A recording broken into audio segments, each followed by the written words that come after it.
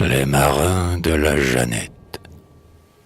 L'Amérique a produit, brave autant que féconde, ces marins dont l'échec émue encore le monde, et que la gloire, au front toujours grave et serein, fit asseoir au milieu de son temple d'airain.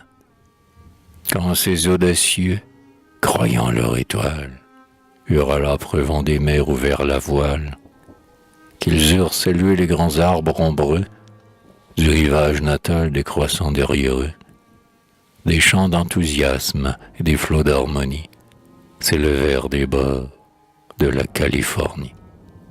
Et Londres, qui prend part aux plus hardis travaux, de loin les acclama de délirants bravos.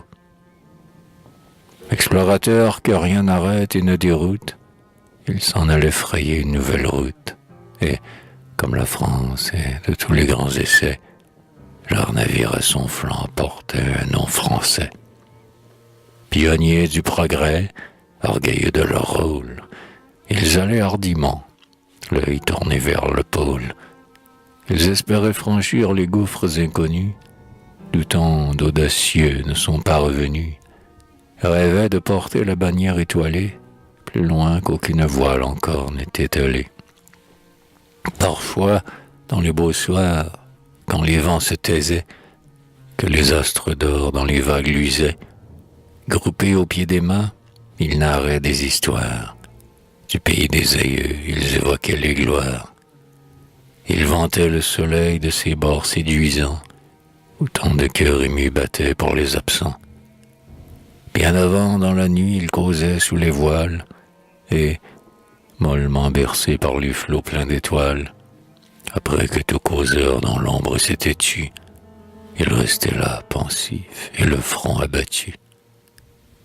Il songeait au danger dont l'Arctique fourmille.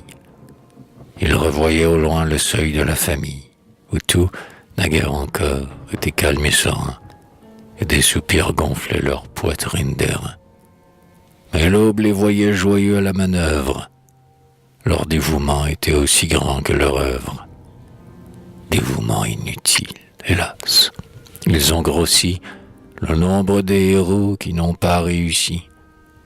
Ils sont morts en laissant leur tâche inachevée, sans pouvoir pénétrer dans la zone rêvée, sans atteindre le but splendide et radieux, sans qu'une oreille amie ait reçu leurs adieux. Sous des cieux où l'oiseau n'ouvre jamais son aile, au milieu des horreurs de la glace éternelle. Et l'océan polaire, ignoré du soleil, incessamment voilé d'une nuit sans réveil, jeta durant des mois son rôle et son écume à ses preux endormis pour toujours dans la brume. Pour retrouver ses fils et recueillir leurs os, la patrie en deuil a versé son or à flots, et pendant que, roulé dans les plis du suaire, il traversait l'Europe, un long glas mortuaire a teinté dans les cœurs. La bouche des canons, à tous les vents du ciel a répété leur nom. Partout ont résonné les cloches, les fanfares. Partout, la nuit, les tours ont lui comme des phares. Et devant les cercueils de ces sublimes fous, la France enthousiaste est tombée à genoux.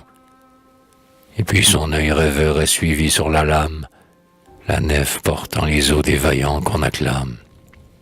Et lorsque l'Amérique a reçu ses héros, quand leurs frères, parmi les vivats et les sanglots, sont allés les coucher sous la funèbre voûte, flottant sur des Français inclinés sur la route, les trois couleurs au vent déployaient leur éclat.